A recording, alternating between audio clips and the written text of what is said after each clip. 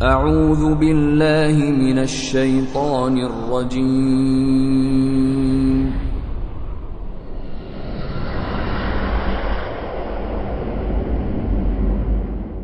بسم الله الرحمن الرحیم.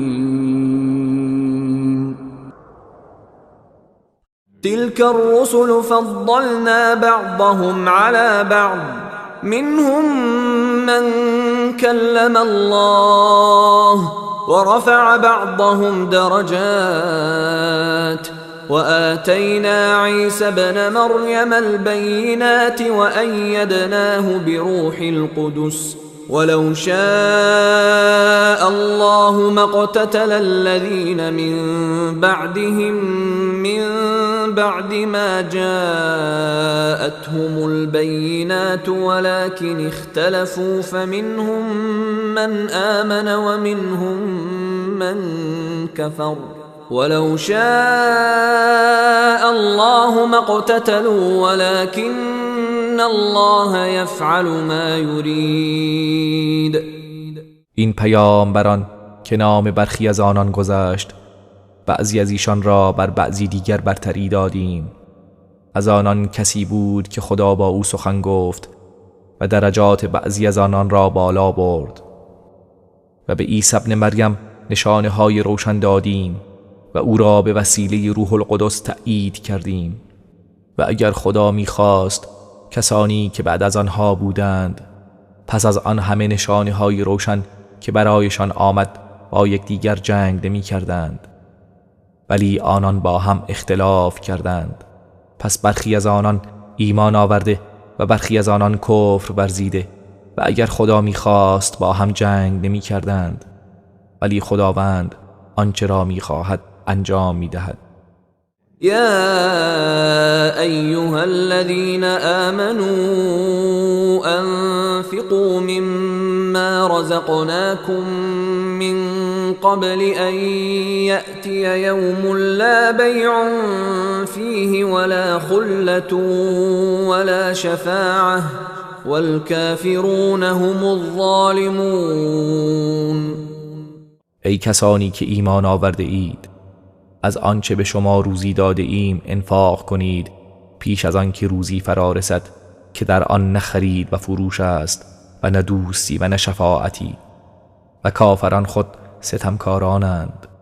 الله لا اله الا هو الحي القيوم لا تأخذه سنة ولا نوم له ما في السماوات وما في الأرض من ذا الذي يشفع عنده إلا بإذنه يعلم ما بين أيديهم وما خلفهم ولا يحيطون بشيء من علمه إلا بما شاء وسع كرسيه السماوات والأرض ولا يؤوده حفظهما وهو العلي العظيم. الله هیچ معبودی به حق جز او نیست، زنده، نگهدار و مدبر است. نه چرت او را فراگیرد و نه خواب. آنچه در آسمان ها و آنچه در زمین است از آن اوست. کیست که در نزد او جز به فرمان او شفاعت کند؟ آنچه در پیش روی آنان و آنچه در پشت سرشان است می‌داند و به چیزی از علم او جز به آنچه بخواهد احاطه نمی‌یابد. کرسی او آسمان ها و زمین را در بر گرفته و نگاهداری آن دو بر او گران و دشوار نیاید و او بلند مرتبه و بزرگ است. لا اکراه فی الدین قد تبین الرشد من الغی فمن يكفر بالطاغوت ويؤمن بالله فقد استمسك بالعروة الوثقى لا انفصام لها والله سمیع علیم. و در دین هیچ اجباری نیست. به راستی که راه راست از راه انحراف روشن شده است. پس هر کس به طاغوت کفر ورزد و به خدا ایمان آورد، پس به راستی که به دستگیره محکمی چنگ زده است که آن را گسستن نیست و خداوند شنوای داناست.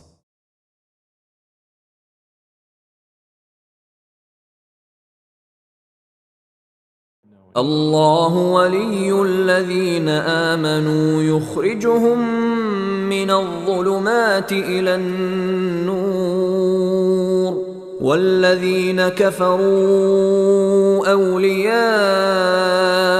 الطاغوت يخرجونهم من النور إلى الظلمات أولئك أصحاب النار هم فيها خالدون. خداوند یاور و سرپرست کسانی است که ایمان آورده اند.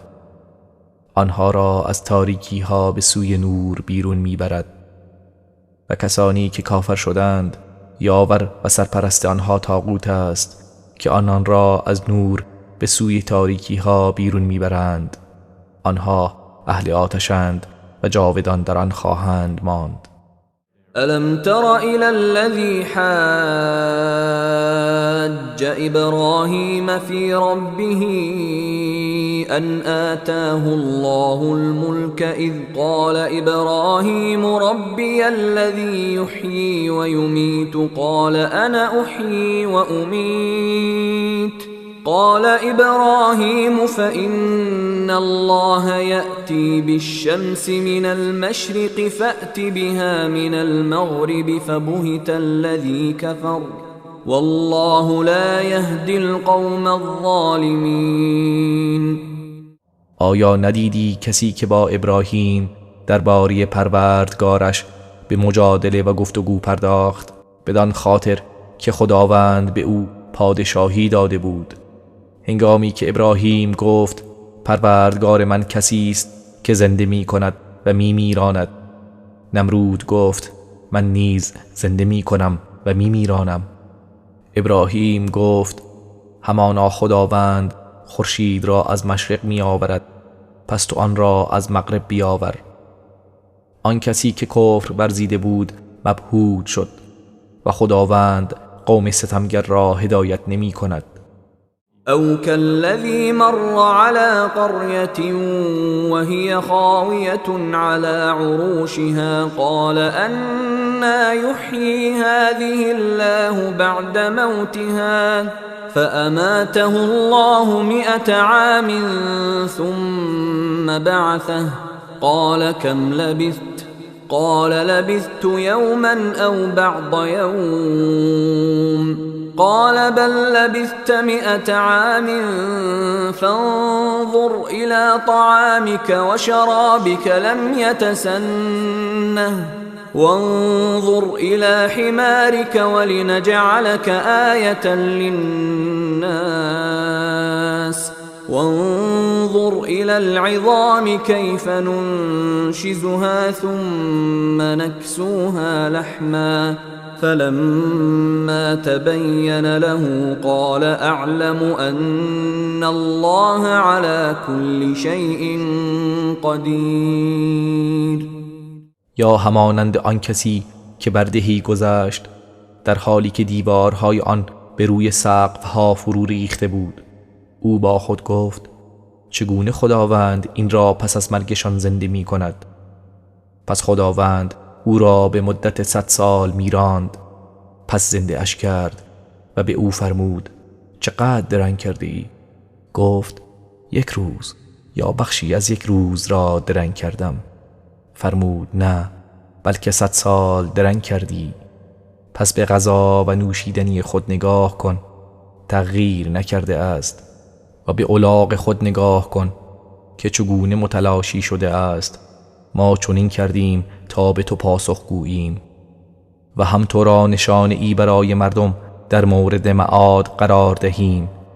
و اکنون به استخوان‌های الاغ خود نگاه کن که چگونه آنها را برداشته به هم پیوند می دهیم.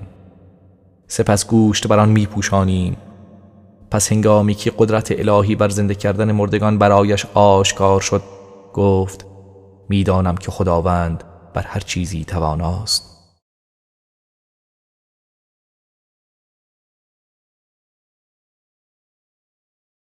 وَإِذْ قَالَ إِبْرَاهِيمُ رَبِّ أَرِنِي كَيْفَ تُحْيِي الْمَوْتَى قَالَ أَوَلَمْ تُؤْمِنْ قَالَ بَلَى وَلَكِنْ لِيَطْمَئِنَّ قَلْبِي قَالَ فَخُذْ أَرْبَعَةً مِنَ الطَّيْرِ فَصُرْهُنَّ إِلَيْكَ ثُمَّ اجْعَلْ عَلَى كُلِّ جَبَلٍ مِّنْهُنَّ جُزْءًا ثُمَّ ادْعُهُنَّ يَأْتِينَكَ سَعْيًا وَاعْلَمْ أَنَّ اللَّهَ عَزِيزٌ حَكِيمٌ.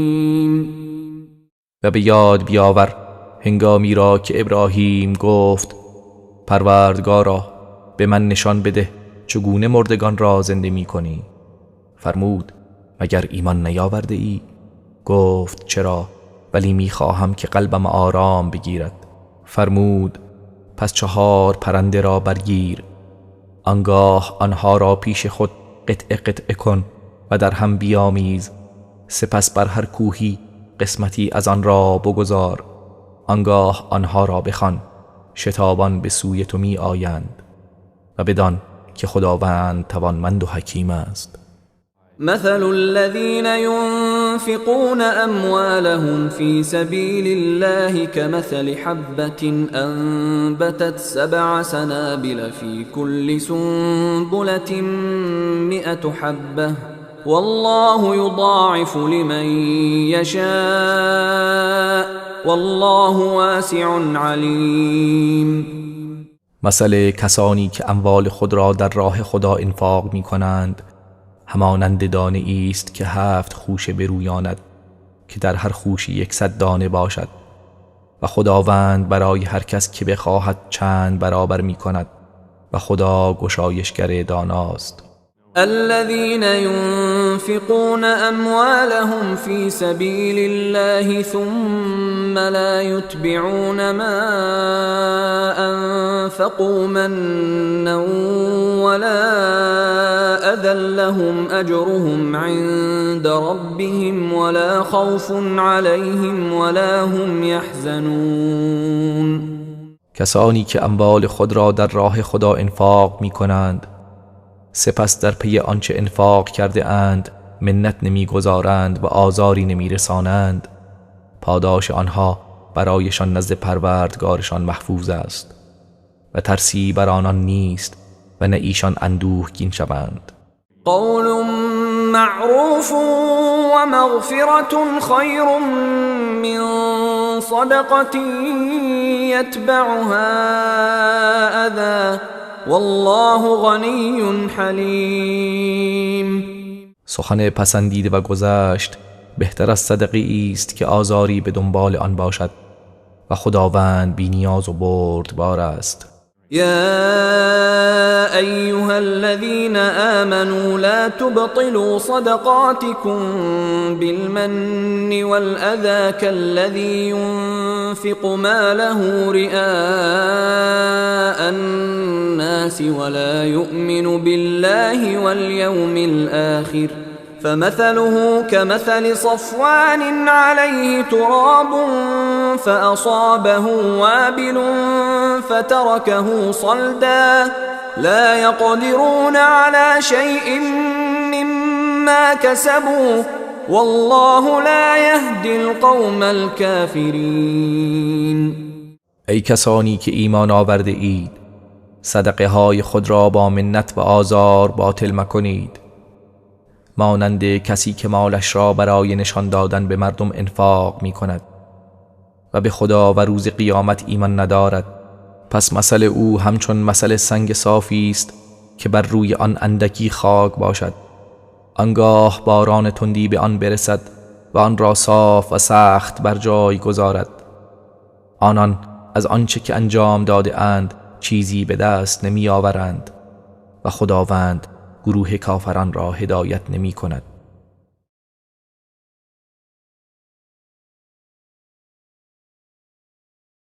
ومثل الذين ينفقون أموالهم ابتغاء مرضات الله وتثبيتا من أنفسهم كمثل جنة بربوة أصابها وابل فآتت أكلها ضعفين فإن لم يصبها وابل فطل والله بما تعملون بصیر. و مثل کسانی که اموال خود را برای طلب خوشنودی خدا و به خاطر یقین و باوری که در دلهایشان به پاداش خدا دارند انفاق می کنند همچون مثل باغی است که بر پشت ای قرار دارد و باران تندی به آن برسد، پس میوه های خود را دوچندان دهد و اگر باران تند به آن نرسد باران نرمی و خداوند به آنچه می کنید بیناست. أيود أحدكم أن تكون له جنة من نخيل وأعناب تجري من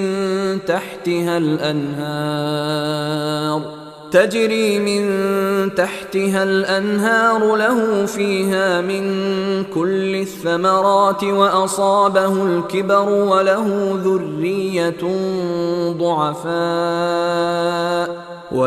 ذرية ضعفاء فأصابها إعصار فيه نار فاحترقت كذلك يبين الله لكم الآيات لعلكم تتفكرون.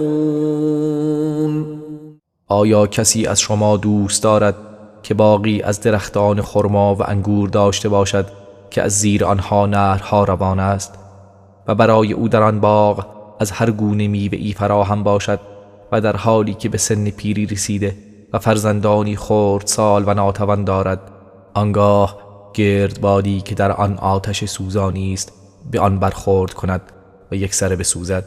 این چنین خداوند آیات خود را برای شما روشن می سازد، شاید که شما بیندیشید. يا أيها الذين آمنوا أنفقوا من طيبات ما كسبتم ومما أخرجنا لكم من الأرض ولا تيمموا الخبيث منه تنفقون ولستم بآخذيه إلا أن تغمضوا فيه واعلموا أن الله غني حمید.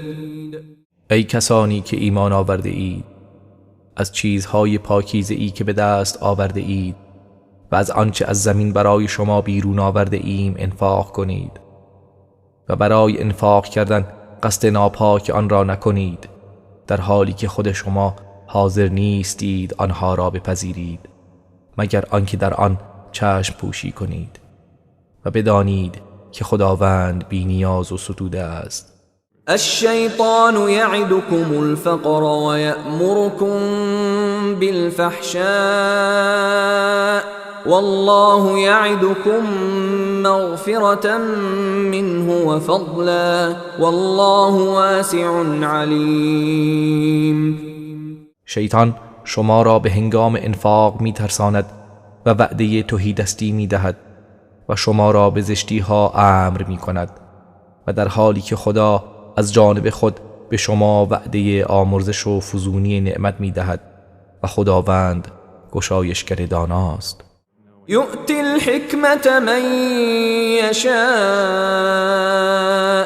ومن یؤت الحکمة فقد اوتی خیرا کثیرا وما یذکر الا اولو الالباب. خداوند به هر کس که بخواهد حکمت و دانش می دهد و به هر کس حکمت داده شود بیشک خیر فراوانی داده شده است و جز خردمندان پند نمی گیرد.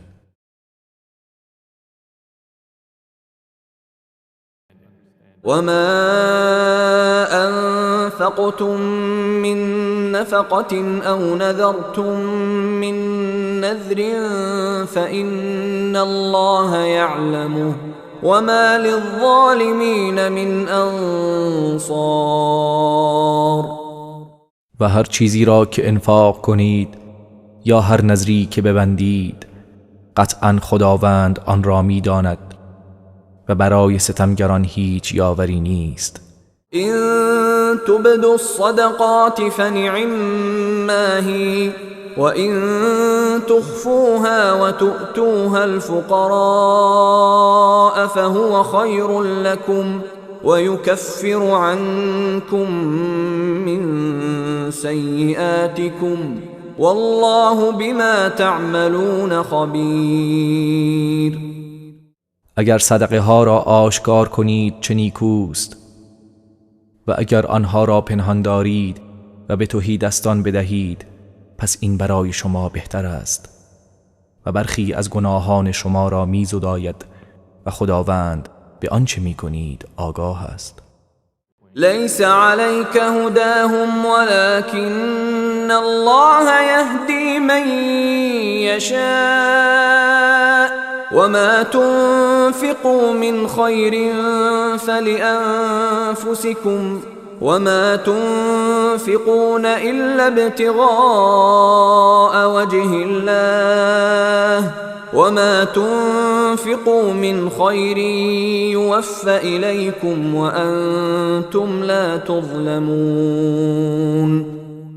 هدایت آنان بر عهده تو نیست ولیکن خداوند هر که را بخواهد هدایت می کند و آنچه از مال انفاق می کنید برای خودتان است و جز برای طلب خوشنودی خدا انفاق نکنید و آنچه از مال انفاق می کنید پاداش آن به طور کامل و تمام به شما داده می شود و به شما ستم نخواهد شد. للفقراء الذين احصروا في سبيل الله لا يستطيعون ضربا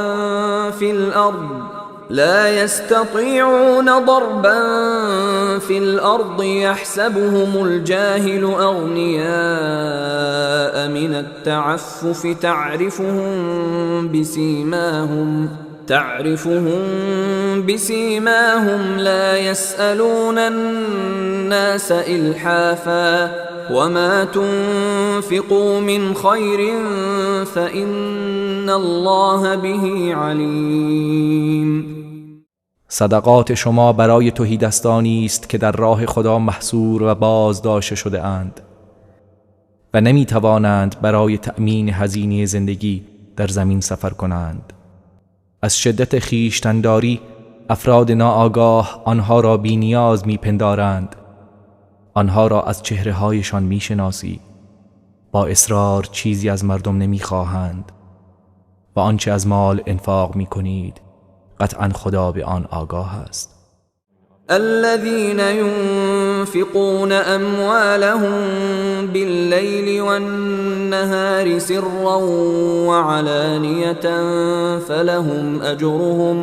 فلهم أجرهم عند ربهم ولا خوف عليهم ولا هم يحزنون.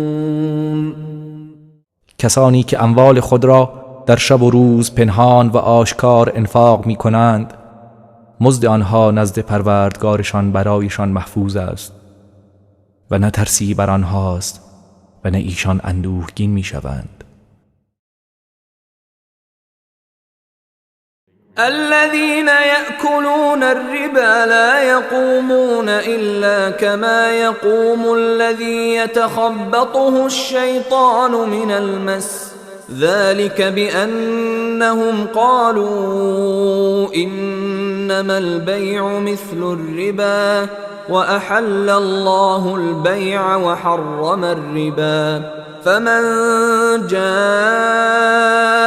موعظة من ربه فانتهى فله ما سلف وأمره إلى الله ومن عاد فأولئك أصحاب النار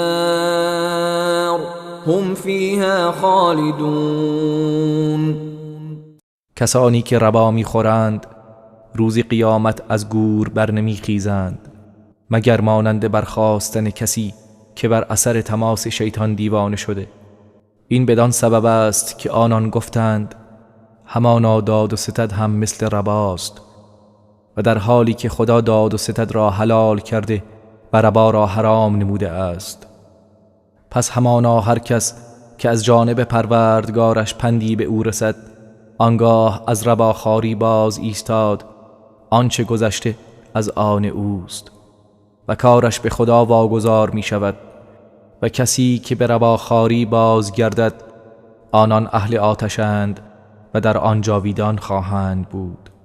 یمحق الله الربا و یربی الصدقات والله لا يحب كل كفار اثیم.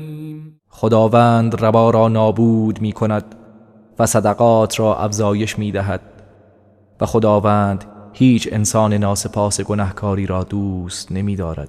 إن الذين آمنوا وعملوا الصالحات وأقاموا الصلاة وآتوا الزكاة لهم أجرهم عند ربهم ولا خوف عليهم ولا هم يحزنون.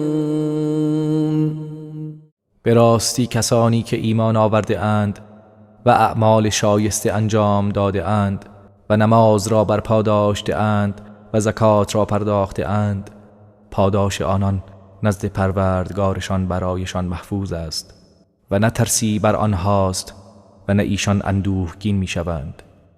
يا أيها الذين آمنوا اتقوا الله وذروا ما بقي من الربا إن كنتم مؤمنين. ای کسانی که ایمان آورده اید از خدا بترسید و آنچه از مطالبات ربا باقی مانده است رها کنید اگر مؤمن هستید.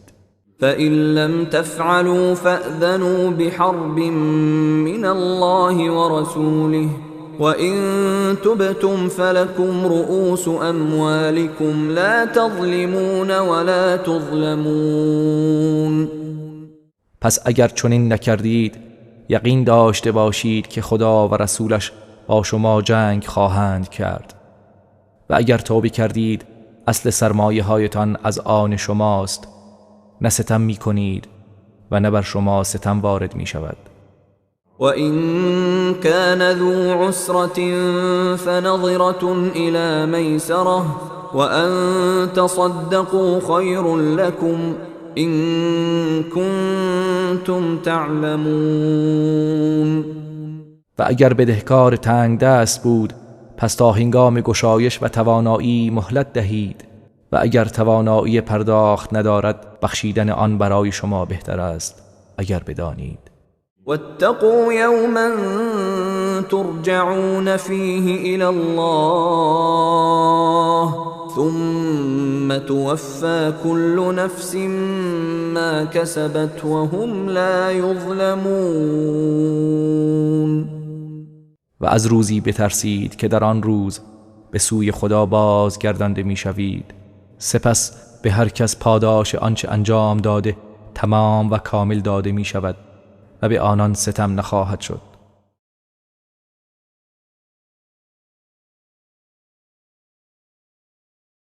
يا أيها الذين آمنوا إذا تداينتم بدين إلى أجل مسمى فاكتبوه وليكتب بينكم كاتب بالعدل ولا يأب كاتب أن يكتب كما علمه الله فليكتب وليملل الذي عليه الحق وليتق الله ربه ولا يبخس منه شيئا فإن كان الذي عليه الحق سفيها أو ضعيفا أو لا يستطيع أن يمل هو فليملل وليه بالعدل واستشهدوا شهيدين من رجالكم فإن لم يكونا رجلين فرجل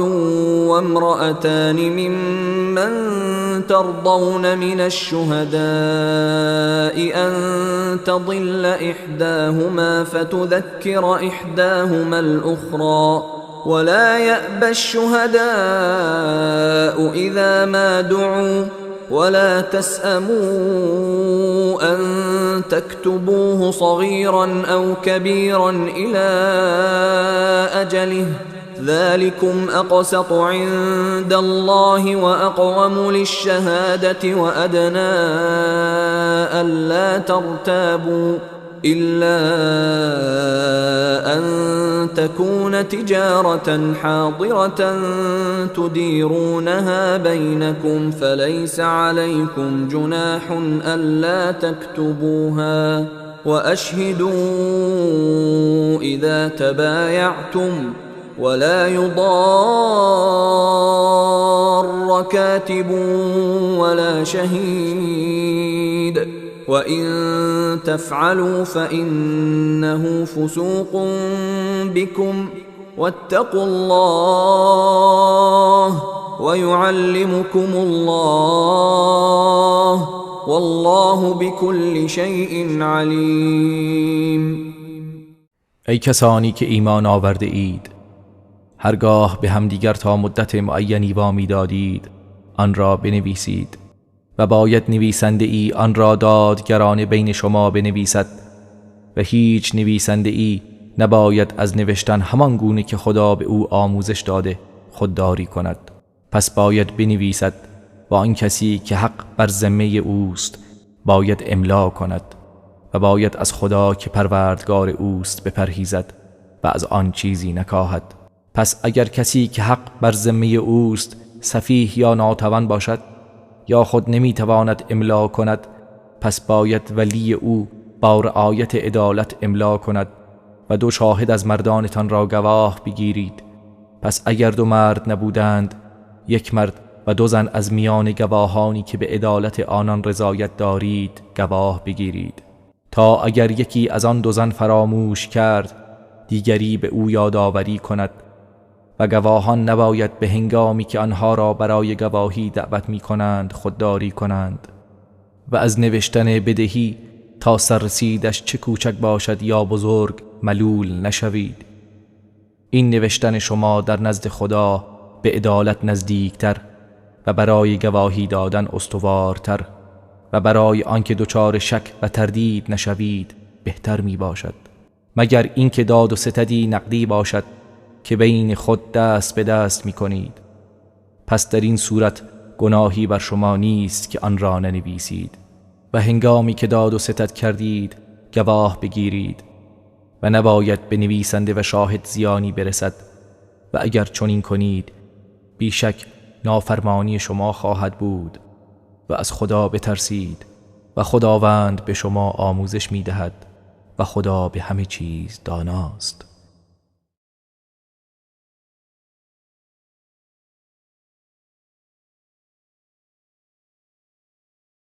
وَإِن كُنتُمْ عَلَى سَفَرٍ وَلَمْ تَجِدُوا كَاتِبًا فَرِهَانٌ مَّقْبُوضَةٌ فَإِنْ أَمِنَ بَعْضُكُمْ بَعْضًا فَلْيُؤَدِّ الَّذِي اؤْتُمِنَ أَمَانَتَهُ وَلْيَتَّقِ اللَّهَ رَبَّهُ وَلَا تَكْتُمُوا الشَّهَادَةَ ومن يكتمها فإنه آثم قلبه والله بما تعملون علیم.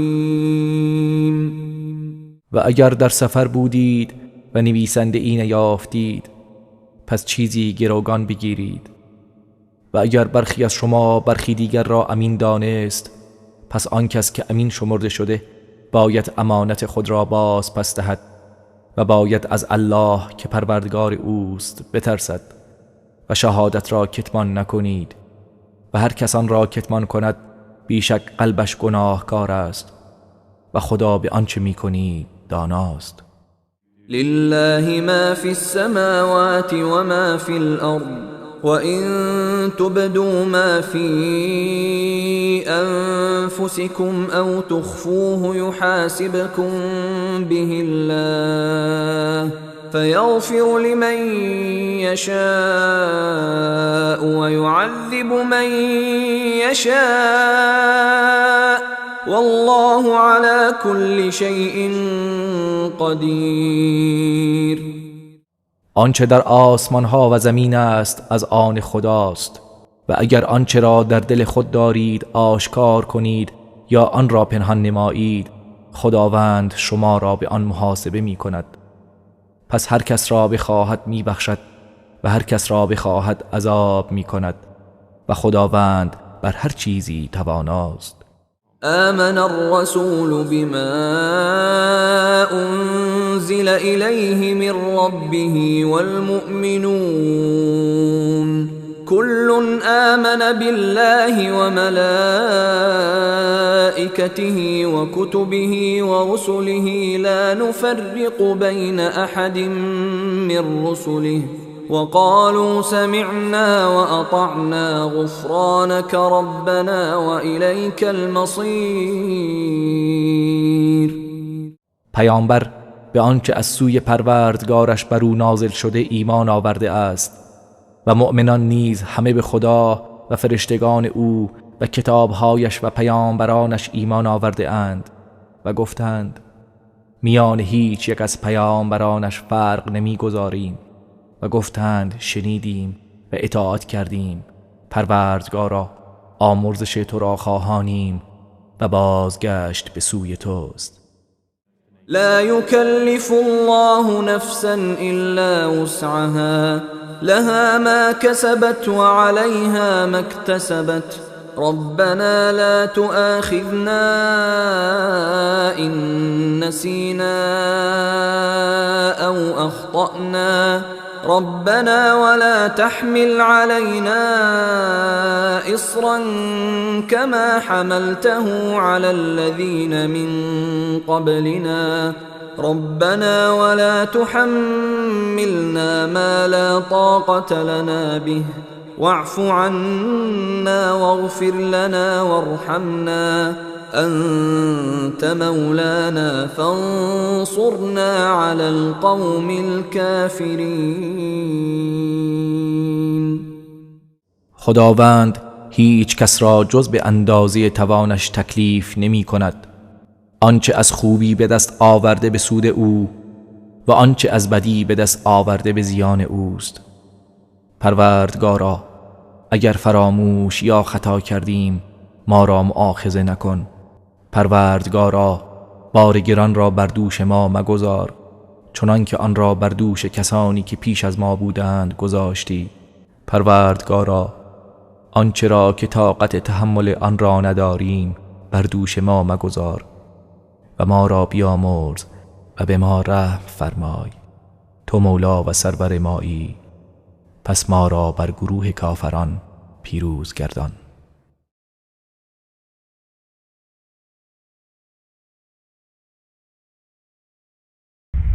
اعوذ بالله من الشیطان الرجیم.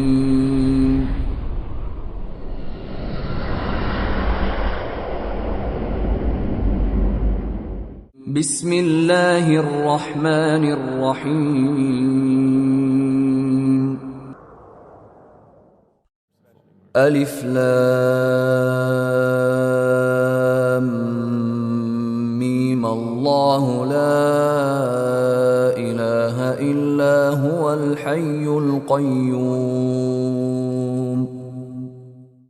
الف لام میم الله هیچ معبودی به حق جز او نیست، زنده و جهان هستی را نگهدار و مدبر است. نزل عليك الكتاب بالحق مصدقا لما بين يديه وأنزل التوراة والإنجيل. کتاب قرآن را به حق بر تو نازل کرد که تصدیق کننده آنچه که پیش از آن است و تورات و انجیل را. من قبل هدى للناس وأنزل الفرقان إن الذين كفروا بآيات الله لهم عذاب شديد والله عزيز ذو انتقام. پیش از آن برای هدایت مردم نازل کرد و نیز فرقان را نازل کرد. به راستی کسانی که به آیات خدا کافر شدند عذاب سختی دارند و خداوند توانمند و صاحب انتقام است. إن الله لا يخفى عليه شيء في الأرض ولا في السماء. بیشک هیچ چیز نه در زمین و نه در آسمان بر خدا پوشیده نمیماند. هو الذي يصوركم في الأرحام كيف يشاء لا إله إلا هو العزيز الحكيم. او کسی است که شما را در رحمها هر گونه که بخواهد صورتگری می کند. هیچ معبودی جز او نیست که توانمند و حکیم است.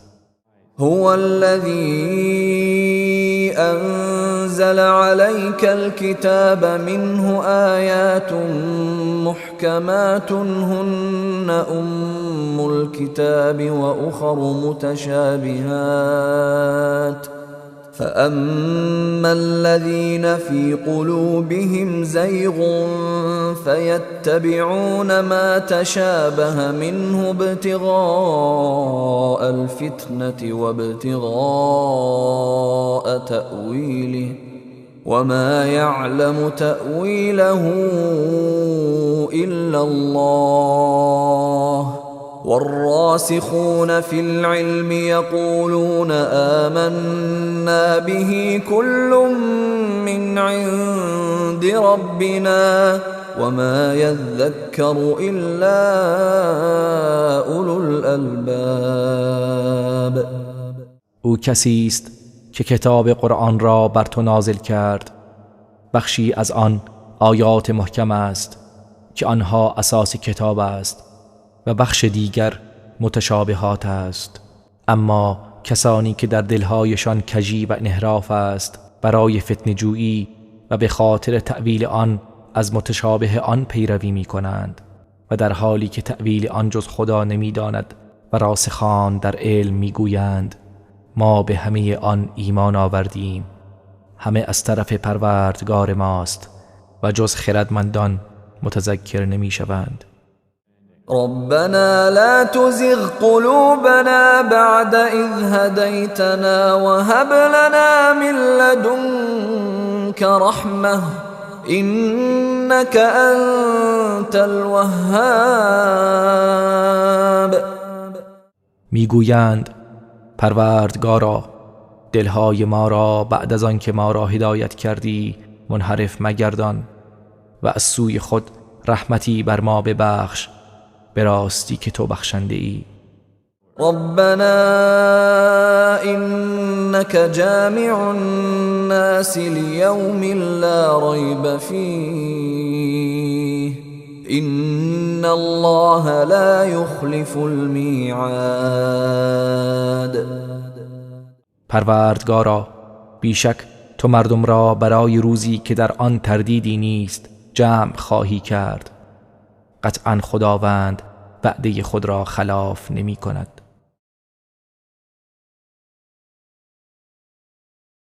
إن الذين كفروا لن تغني عنهم أموالهم ولا أولادهم من الله شيئا وأولئك هم وقود النار. به راستی کسانی که کافر شدند اموال و فرزندانشان چیزی از عذاب خدا را از آنان باز ندارد و آنان خود هیزم آتش دوزخ هستند.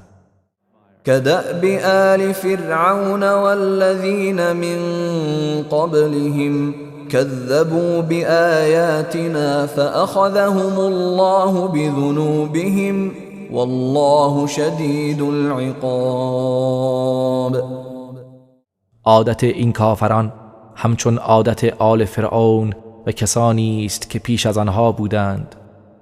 آیات ما را تکذیب کردند، پس خداوند آنها را به سزای گناهانشان گرفت و خداوند سخت کیفر است. قل للذین كفروا ستغلبون وتحشرون إلى جهنم وبئس المهاد.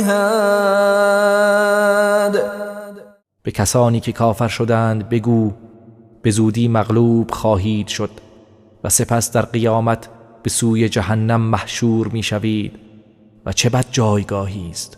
قد كان لكم آية في فئتين التقتا فئة تقاتل في سبيل الله وأخرى كافرة يرونهم مثليهم رأي العين والله يؤيد بنصره من يشاء إن في ذلك لعبرة لأولي الأبصار. قطعاً در دو گروهی که در میان بدر با هم روبرو شدند نشانه و عبرتی برای شما بود. یک گروه در راه خدا می جنگید و گروهی دیگر کافر بودند. آنها مؤمنان را با چشم خود 2 برابر آنچه بودند می دیدند و خداوند هر کس را بخواهد با نصرت و یاری خود تأیید می کند. به راستی در این ماجرا برای صاحبان بینش عبرتی است. زين للناس حب الشهوات من النساء والبنين والقناطير المقنطرة من الذهب والفضة والخيل المسومة والأنعام والحرث ذلك متاع الحياة الدنيا والله عنده حسن المآب. محبت خواستنی های مادی از جمله زنان و فرزندان و اموال هنگفت از طلا و نقره و اسب های نشاندار و 4 پایان و زراعت برای مردم آراسته شده است. اینها همه کالا و متاع زود گذر زندگی دنیاست و حال آنکه سرانجام نیک نزد خداست. قل أأنبئكم بخير من ذلكم للذين اتقوا عند ربهم جنات تجري من تحتها الأنهار خالدين فيها وأزواج مطهرة ورضوان من الله والله بصير بالعباد. بگو آیا شما را به بهتر از اینها خبر دهم؟ برای کسانی که تقوا پیشه کرده اند در نزد پروردگارشان باغ‌هایی است که از زیر درختان آنها نهرها روان است. در آن جاودانه خواهند بود و همسرانی پاکیزه دارند و همچنین از خوشنودی خداوند برخوردارند و خداوند به احوال بندگان بیناست.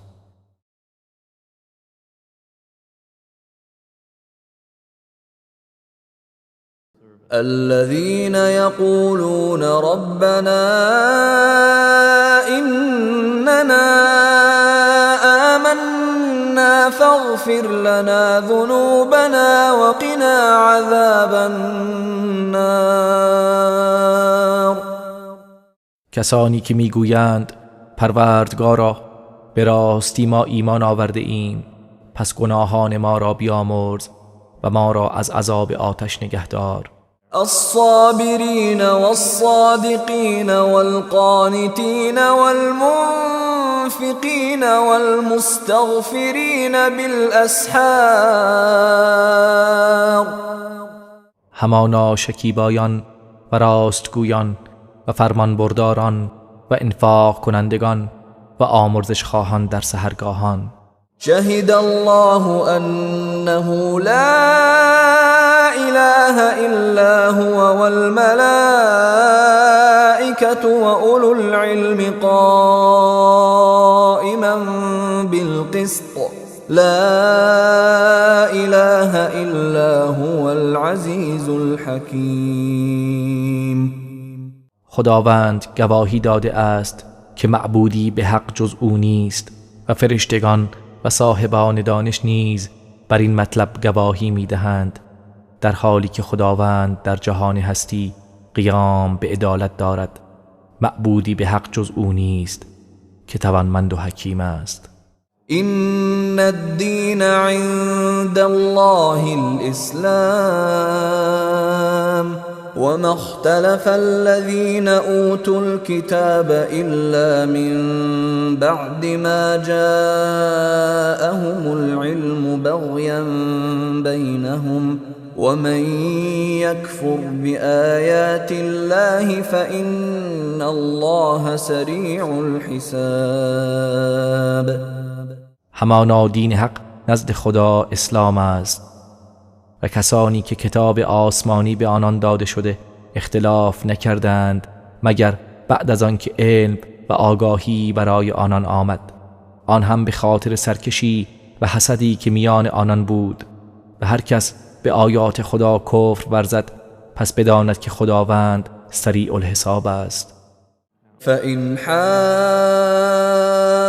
حاجوك فقل أسلمت وجهي لله ومن اتبعن وقل للذين أوتوا الكتاب والأميين أأسلمتم فإن أسلموا فقد اهتدوا وإن تولوا فإنما عليك البلاغ والله بصیر بالعباد. پس اگر درباره دین و توحید با تو محاجه و ستیز کردند بگو من روی خود را تسلیم خداوند نموده ام و هر کس که پیرو من است نیز خود را تسلیم خدا نموده است. و به اهل کتاب و بی سوادان بگو آیا شما هم تسلیم شده اید؟ پس اگر تسلیم شوند قطعا هدایت یافته اند و اگر روی گردان شدند و سرپیچی کردند پس نگران مباش، زیرا بر تو فقط رساندن پیام خداست و خداوند به احوال بندگان بیناست. إن الذين يكفرون بآيات الله ويقتلون النبيين بغير حق ويقتلون الذين يأمرون بالقسط من الناس فبشرهم بعذاب أليم. به راستی کسانی که به آیات خدا کفر می‌ورزند و پیامبران را به ناحق می‌کشند و نیز کسانی از مردم را که به عدالت امر می‌کنند به قتل می‌رسانند، پس آنان را به عذابی دردناک مژده بده. أولئك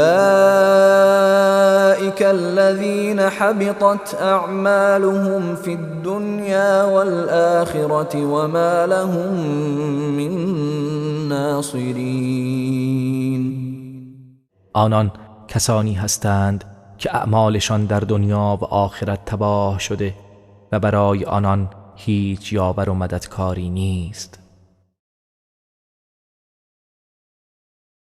ألم تر إلى الذين أوتوا نصيبا من الكتاب يدعون إلى كتاب الله ليحكم بينهم ثم يتولى فريق منهم وهم معرضون. آیا ندیدی کسانی را که بهره ای از کتاب آسمانی داده شدند به سوی کتاب خدا دعوت می شوند تا در میان آنها داوری و حکم کند، پس گروهی از آنان روی می‌گردانند در حالی که اعراض دارند. ذلك بأنهم قالوا لن تمسنا النار إلا أياما معدودات وغرهم في دينهم ما كانوا يفترون. این عمل آنها بدان سبب است که آنان گفتند آتش جز چند روزی به ما نخواهد رسید و این دروغ هایی که می بافتند آنان را در دینشان فریفته و مغرور ساخت. فكيف إذا جمعناهم ليوم لا ريب فيه فكيف إذا جمعناهم ليوم لا ريب فيه ووفيت كل نفس ما كسبت وهم لا يظلمون. پس چگونه خواهد بود حالشان هنگامی که آنها برای روزی که شکی در آن نیست گرد آوریم و به هر کس پاداش آنچه فراهم کرده به تمام و کمال داده شود و به آنها ستم نخواهد شد.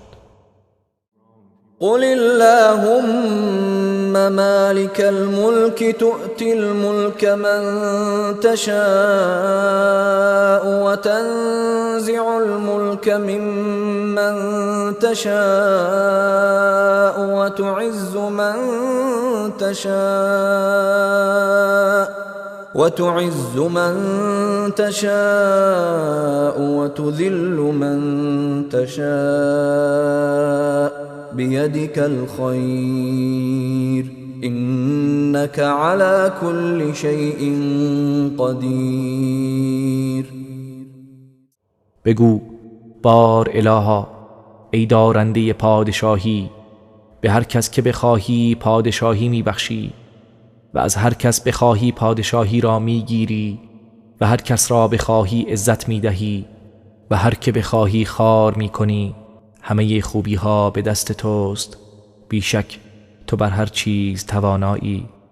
تولج الليل في النهار وتولج النهار في الليل وتخرج الحي من الميت وتخرج الميت من الحي وترزق من تشاء بغير حساب.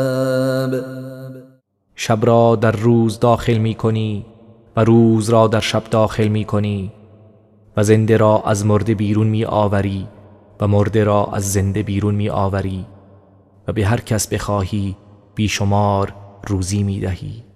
لا يتخذ المؤمنون الكافرين أولياء من دون المؤمنين ومن يفعل ذلك فليس من الله في شيء إلا أن تتقوا منهم تقاه ويحذركم الله نفسه وإلى الله المصير.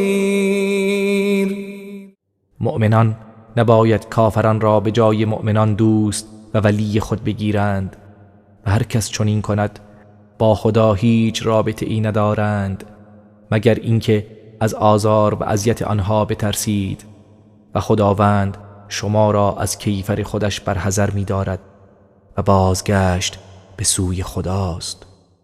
قل إن تخفوا ما في صدوركم أو تبدوه يعلمه الله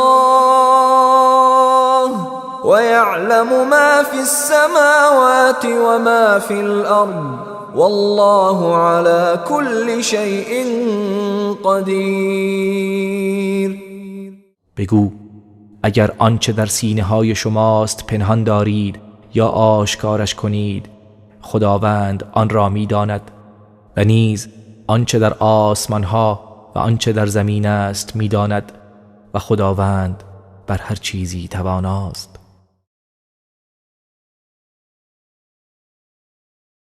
يوم تجد كل نفس ما عملت من خير محضرا وما عملت من سوء تود لو أن بينها وبينه أمدا بعيدا ويحذركم الله نفسه والله رؤوف بالعباد. روزی که هر کس آنچه را از خیر و نیکی انجام داده و آنچه از بدی مرتکب شده حاضر شده می‌یابد و آرزو می‌کند ای کاش میان او و آن کارهای بد فاصله ای دور بود و خداوند شما را از کیفر خودش برحذر می‌دارد و در عین حال خدا به بندگان مهربان است. قل إن كنتم تحبون الله فاتبعوني يحببكم الله ويغفر لكم ذنوبكم والله غفور رحیم. بگو اگر خدا را دوست می‌دارید پس از من پیروی کنید تا خدا شما را دوست بدارد و گناهانتان را برایتان بیامرزد و خداوند آمرزنده مهربان است. قل اطیعوا الله والرسول فإن تولوا فإن الله لا يحب الكافرین. بگو خدا و پیامبر او را اطاعت کنید پس اگر پشت کردند قطعاً خداوند کافران را دوست نمی دارد. إن الله اصطفى آدم ونوحا وآل إبراهيم وآل عمران على العالمين. به راستی خداوند آدم و نوح و آل ابراهیم و آل عمران را بر جهانیان برگزید. ذریة بعضها من بعض والله سمیع علیم. فرزندانی که بعضی از آنان از نسل بعضی دیگرند و خداوند شنوای داناست. اذ قالت امرأة عمران رب إني نذرت لك ما في بطني محررا فتقبل مني إنك أنت السميع العليم. هنگامی که همسر عمران گفت پروردگارا من آنچه را در شکم دارم برای تو نذر کردم که آزاد باشد پس از من بپذیر که تو خود شنوای دانایی.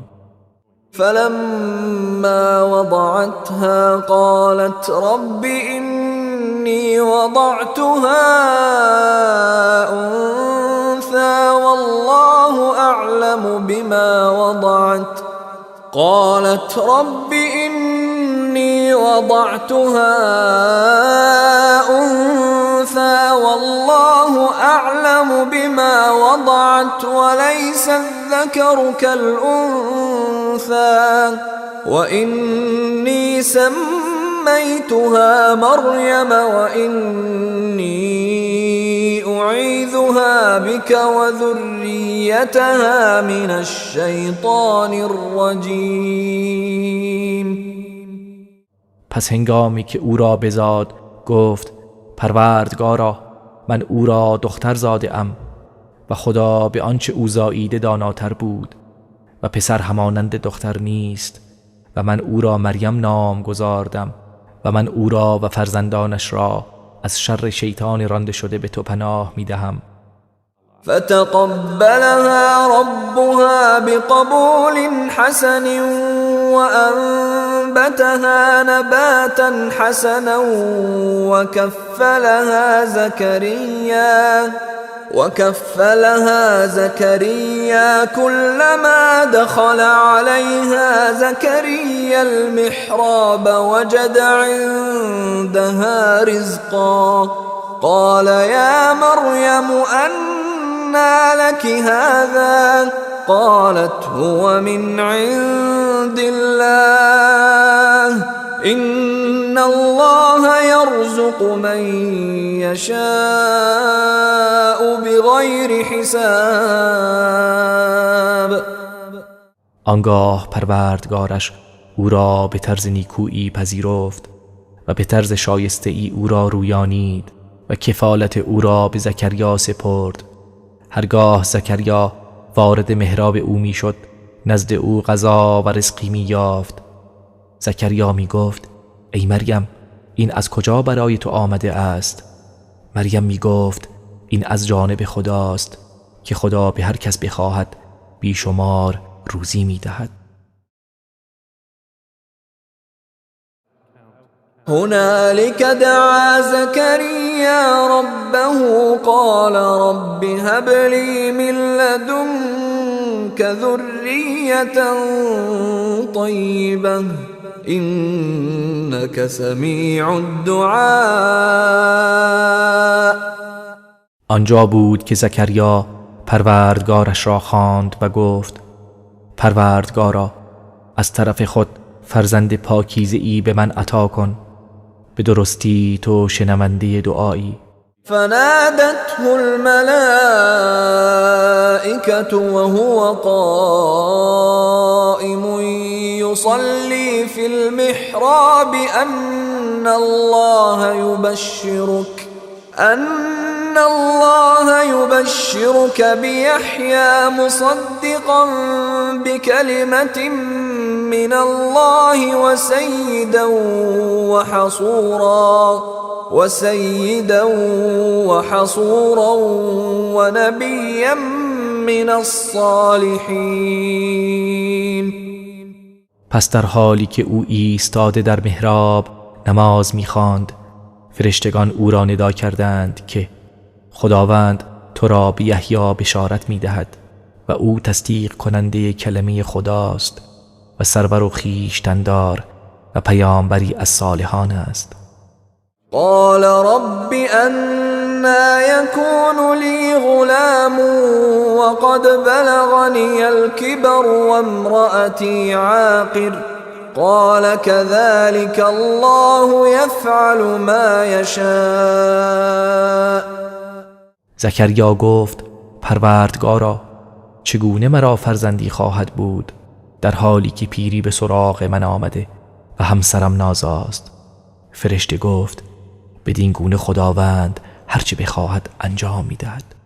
قال رب اجعل لي آیه قال آیتك ألا تكلم الناس 3 أيام إلا رمزا واذكر ربك كثيرا وسبح بالعشي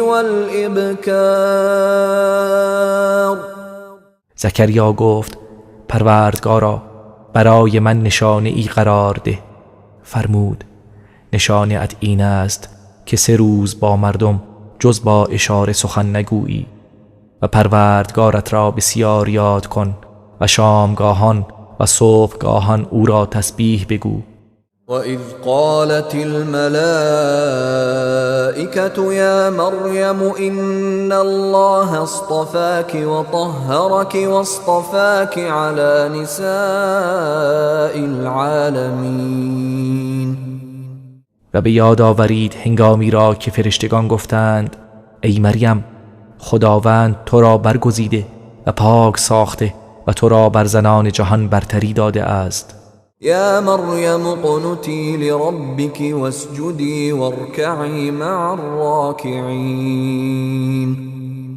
ای مریم فرمانبر پروردگار خود باش و سجده کن و با رکوع کنندگان رکوع کن. ذلك من أنباء الغيب نوحيه إليك وما كنت لديهم إذ يلقون أقلامهم أيهم يكفل مريم وما كنت لديهم إذ يختصمون. ای پیامبر این از خبرهای غیبی است که به تو وحی می‌کنیم و تو در آن هنگام که قلمهای خود را می افکندند تا کدام یک سرپرستی مریم را به عهده گیرد نزد آنان نبودی و نیز وقتی که با یکدیگر کشمکش می کردند نزدشان نبودی. إذ قالت الملائكة يا مريم إن الله يبشرك بكلمة منه اسمه المسيح عيسى ابن مريم وجيها في الدنيا والآخرة ومن المقربين. و به یاد آورید هنگامی که فرشتگان گفتند ای مریم خداوند تو را به کلمه ای از جانب خود که نامش مسیح عیسی ابن مریم است بشارت می دهد، در حالی که او در دنیا و آخرت آبرومند و از مقربان درگاه الهی است.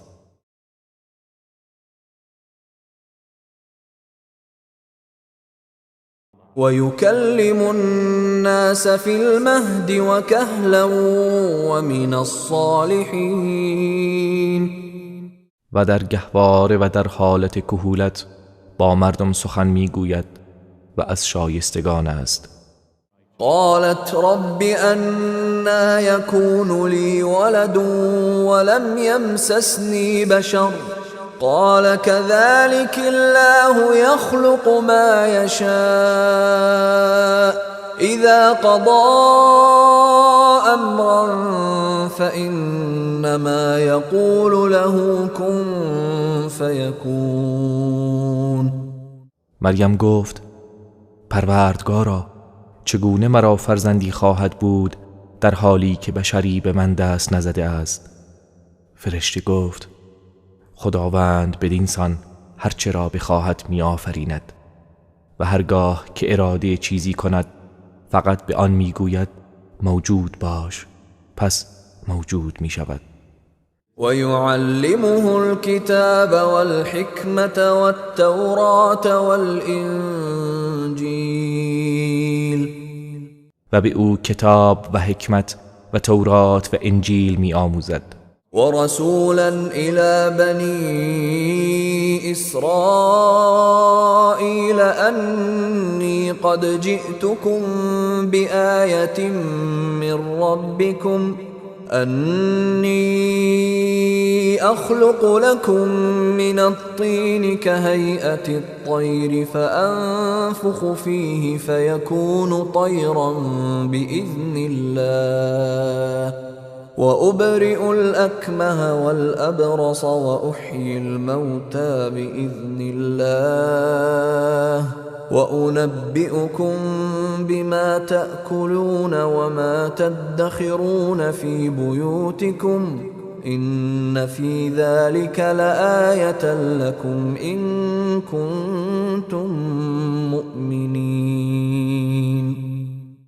و او را به عنوان پیامبری به سوی بنی اسرائیل میفرستد که او به آنان میگوید من از سوی پروردگارتان برایتان نشانه ای آورده ام.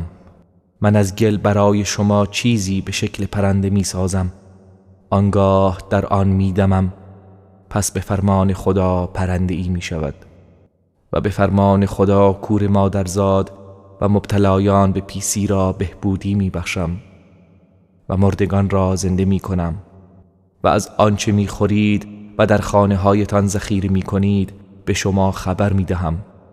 مسلماً در اینها نشانه ای برای شماست اگر ایمان داشته باشید. و مصدقا لما بین یدی من التوراة ولأحل لكم بعض الذي حرم عليكم وجئتكم بآية من ربكم فاتقوا الله وأطيعون.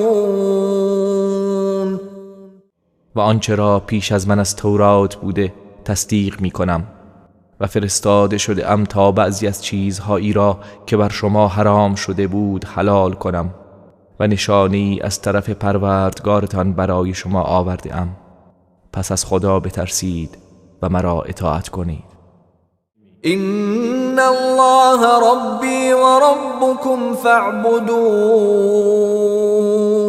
هذا صراط مستقیم. به راستی که خداوند پروردگار من و پروردگار شماست، پس او را بپرستید، این است راه راست. فلما احس عيسى منهم الكفر قال من انصاري الى الله قال الحواريون نحن انصار الله آمنا بالله واشهد بأننا مسلمون. پس هنگامی که عیسی از آنان احساس کفر کرد گفت یاوران من به سوی خدا چه کسانی هستند؟ حواریان گفتند ما یاوران دین خدا هستیم، به خدا ایمان آورده ایم و تو نیز گواه باش که ما تسلیم او هستیم.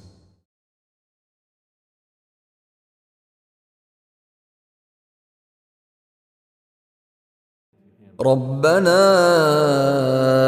آمنا بما أنزلت واتبعنا الرسول فاكتبنا مع الشاهدين. پروردگارا به آنچه نازل کرده ای ایمان آوردیم و از فرستاده تو پیروی نمودیم، پس ما را از زمره گواهان بنویس. ومكروا ومكر الله والله خير الماكرين. و یهود و دشمنان مسیح برای کشتن او نقشه کشیدند و خدا چاره جویی کرد و خدا بهترین چاره جویان است.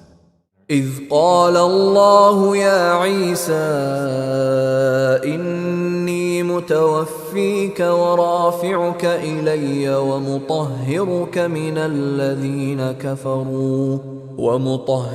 من الذين كفروا وجاعل الذين اتبعوك فوق الذين كفروا إلى يوم القيامة ثم إلي مرجعكم فأحكم بينكم فيما كنتم فيه تختلفون.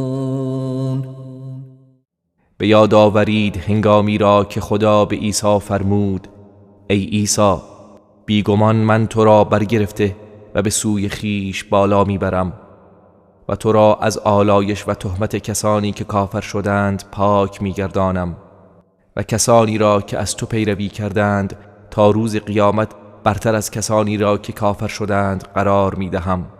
سپس بازگشت شما به سوی من است، آنگاه در آنچه در آن اختلاف می کردید در میان شما داوری می کنم.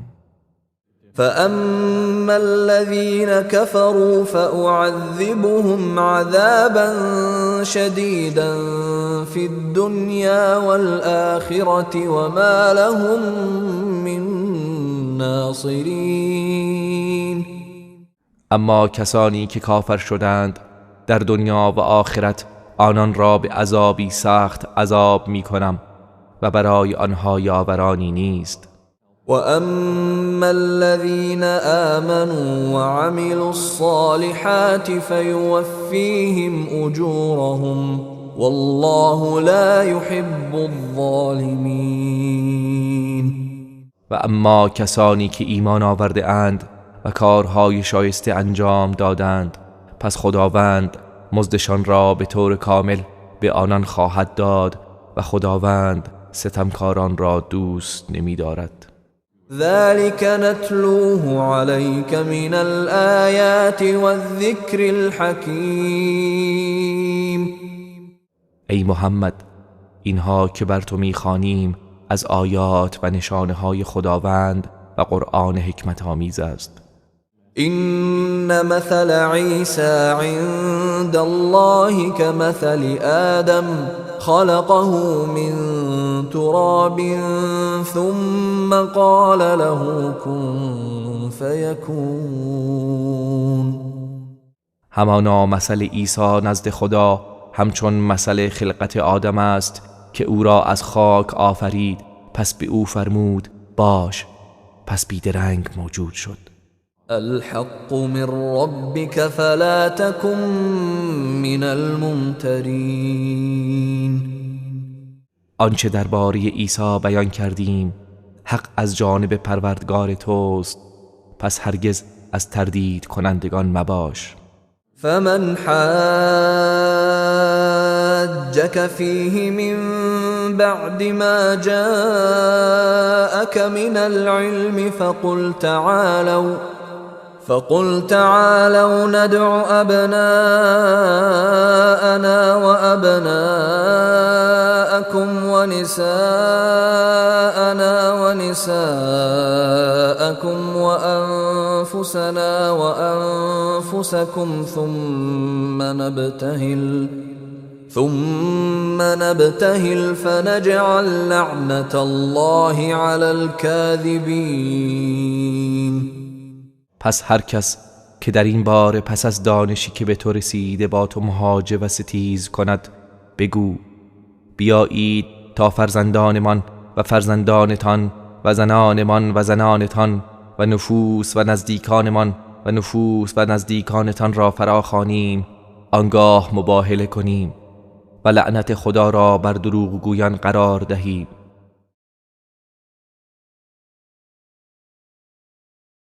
إن هذا لهو القصص الحق وما من إله إلا الله وإن الله لهو العزيز الحكيم. حقا که این همان داستان حق و واقعی مسیح است و معبودی جز خدا نیست و بیگمان خداست که توانمند و حکیم است. فإن تولوا فإن الله عليم بالمفسدين. پس اگر روی گردانند بدان که خدا به حال تبهکاران آگاه است. قل يا أهل الكتاب تعالوا إلى كلمة سواء بيننا وبينكم ألا نعبد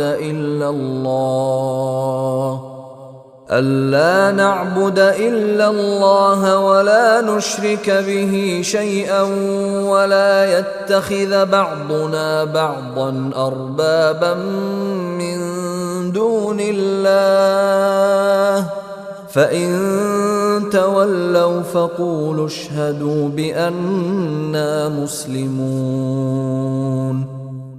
بگو ای اهل کتاب، بیایید به سوی سخنی که میان ما و شما یکسان است که جز خدا را نپرستیم و چیزی را شریک او نسازیم.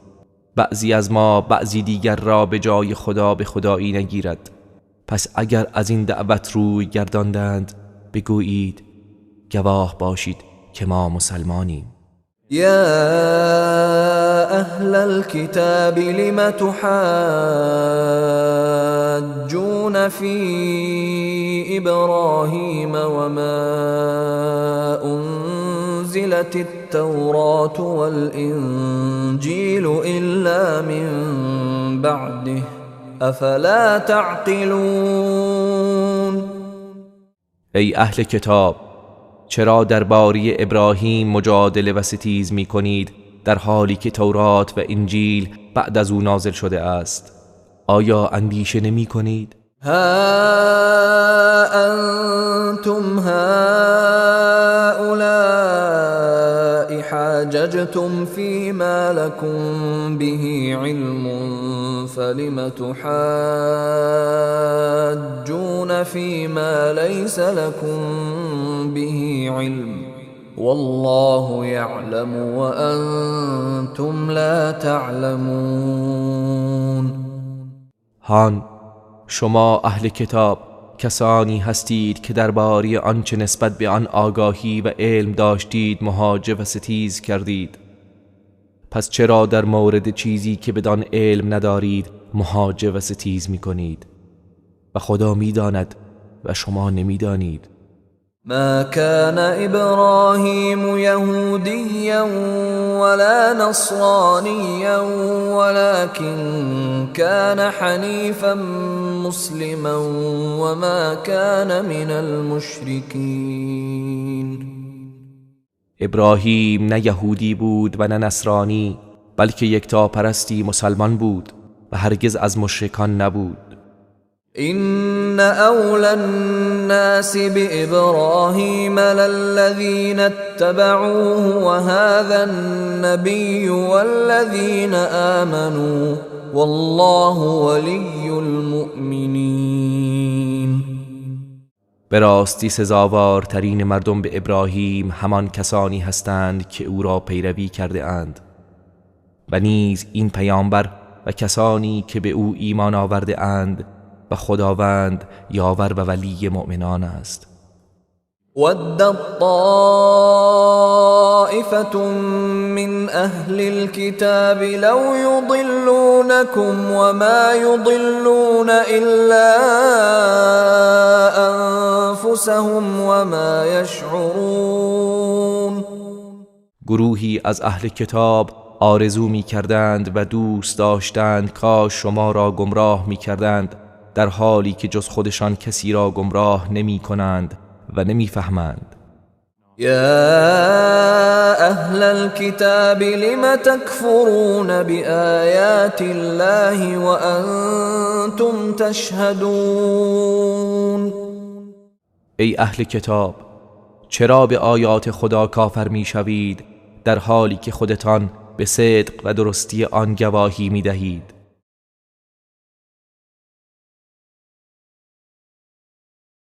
يا أهل الكتاب لم تلبسون الحق بالباطل وتكتمون الحق وأنتم تعلمون. ای اهل کتاب، چرا حق را به باطل می آمیزید و حق را کتمان می کنید در حالی که خودتان می دانید؟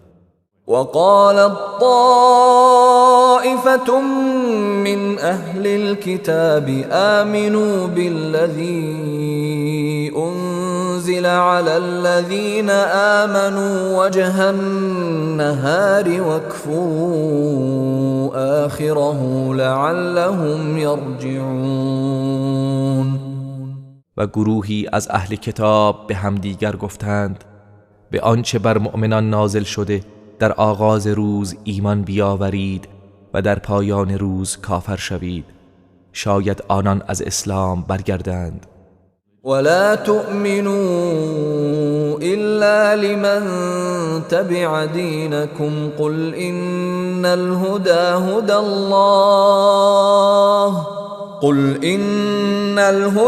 هدى الله أن يؤتى أحد مثل ما أوتيتم أو يحاجوكم عند ربكم قل إن الفضل بيد الله يؤتيه من يشاء والله واسع علیم. و جز به کسی که از دین شما پیروی می کند ایمان نیاورید، بگو همانا هدایت خداست. گفتند مبادا به کسی همانند آنچه به شما داده شده داده شود، یا در پیشگاه پروردگارتان با شما مهاجه و ستیز کنند. بگو به راستی فضل و برتری به دست خداست، آن را به هر کس که بخواهد میدهد و خداوند گشایشگر داناست. یختص برحمته من یشاء والله ذو الفضل العظیم. هر کس را که بخواهد به رحمت خود مخصوص میگرداند و خداوند دارای فضل و بخشش بزرگ است. ومن أهل الكتاب من إن تأمنه بقنطار يؤده إليك ومنهم من إن تأمنه بدينار لا يؤده إليك إلا ما دمت عليه قائما ذلك بأنهم قالوا ليس علينا في الأميين سبيل ويقولون على الله الكذب وهم يعلمون. و از اهل کتاب کسی است که اگر او را بر مال فراوانی امین شمری آن را به تو باز می‌گرداند و از آنان کسی است که اگر او را بر دیناری امین شمری آن را به تو باز نمی‌گرداند مگر تا زمانی که بر سر او ایستاده باشی. این بدان خاطر است که آنان میگویند در مورد خوردن مال امیین گناهی بر ما نیست و بر خدا دروغ میبندند در حالی که میدانند. بلی من اوفى بعهده واتقى فإن الله يحب المتقین. هر که به پیمان خود وفا کند و پرهیزگاری نماید پس بیگمان خداوند پرهیزگاران را دوست دارد. إن الذين يشترون بعهد الله وأيمانهم ثمنا قليلا أولئك لا خلاق لهم في الآخرة ولا يكلمهم الله ولا ينظر إليهم يوم القيامة ولا يزكيهم ولهم عذاب أليم. همانا کسانی که پیمان خدا و سوگندهای خود را به بهای ناچیزی می فروشند آنها بهره ای در آخرت نخواهند داشت. خداوند در روز قیامت با آنها سخن نمی گوید و به آنان نمی نگرد و آنها را از گناه پاک نمی سازد و عذاب دردناکی برای آنهاست.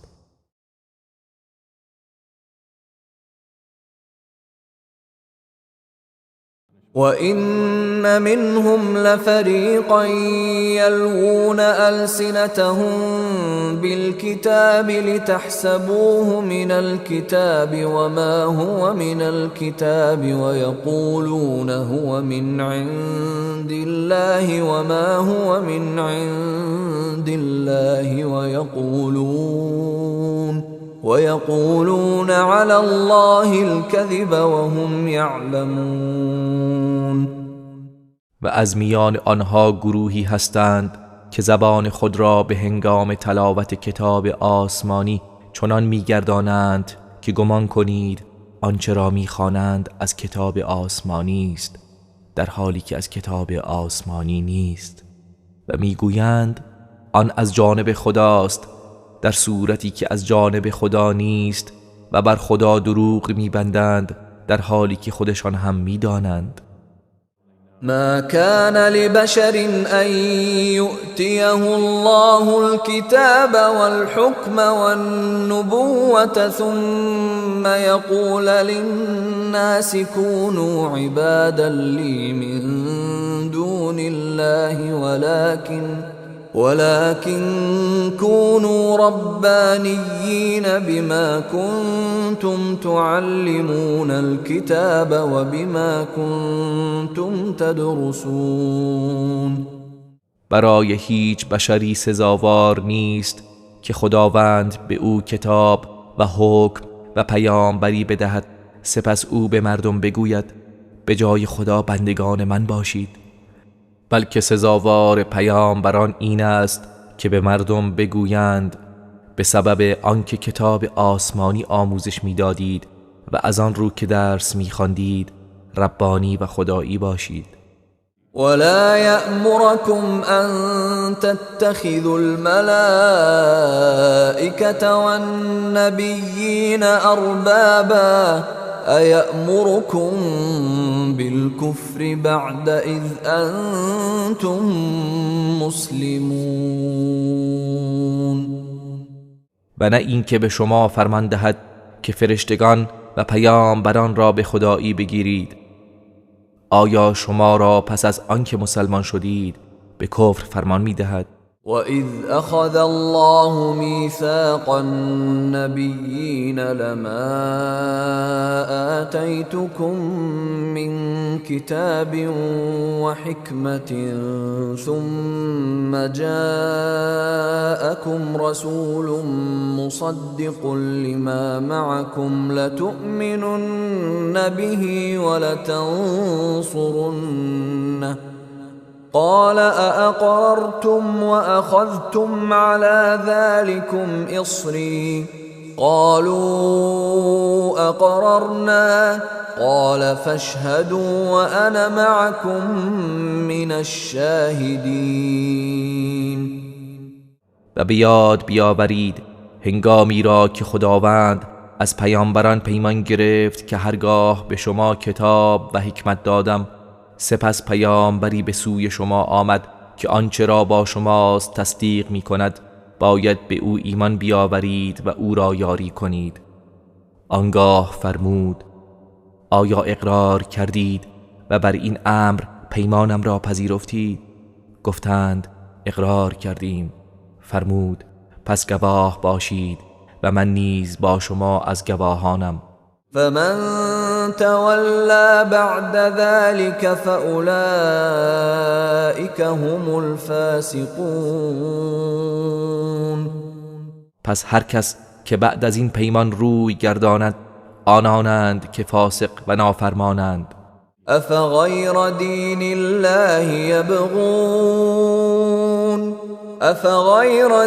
الله یبغون وله اسلم من فی السماوات والارض طوعا وكرها والیه یرجعون. آیا کافران جز دین خدا را می جویند؟ حال آنکه هر که در آسمان ها و زمین است خواه و ناخواه سر به فرمان او نهاده است و به سوی او بازگردانده می شوند.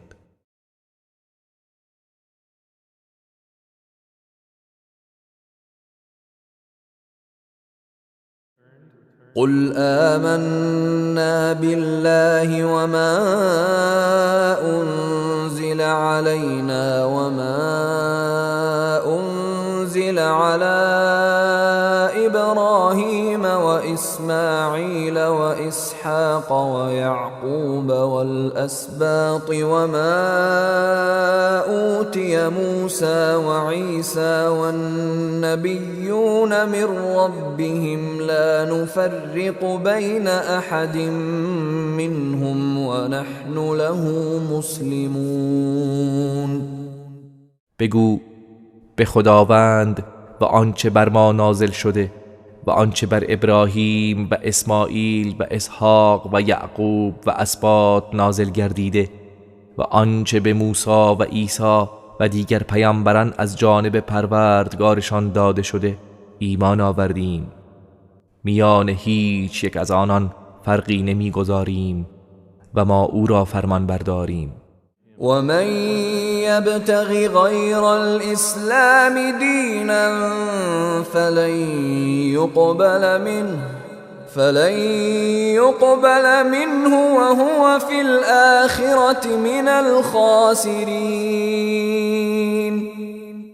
و هر کس که دینی غیر از اسلام برگزیند هرگز از او پذیرفته نخواهد شد و او در آخرت از زیانکاران است. كيف يهدي الله قوما كفروا بعد إيمانهم وشهدوا أن الرسول حق وجاءهم البينات والله لا يهدي القوم الظالمين. چگونه خداوند قومی را هدایت می کند که بعد از ایمانشان و پس از آنکه گواهی دادند به اینکه پیامبر برحق است و برایشان دلایل روشن آمد کافر شدند و خداوند قوم ستمکار را هدایت نمی کند. اولئك جزاؤهم ان عليهم لعنة الله والملائكة والناس اجمعین. آنان جزایشان این است که لعنت خدا و فرشتگان و مردم همگی بر آنهاست. خالدین فیها لا یخفف عنهم العذاب ولا هم ینظرون. در آن لعنت جاودانه میمانند نه عذاب از ایشان کاسته می شود و نه آنان مهلت یابند. إلا الذين تابوا من بعد ذلك وأصلحوا فإن الله غفور رحیم. مگر کسانی که پس از آن توبه کردند و اصلاح و درستکاری نمودند، پس بیگمان خداوند آمرزنده مهربان است. إن الذين كفروا بعد إيمانهم ثم ازدادوا كفرا لن تقبل توبتهم وأولئك هم الضالون.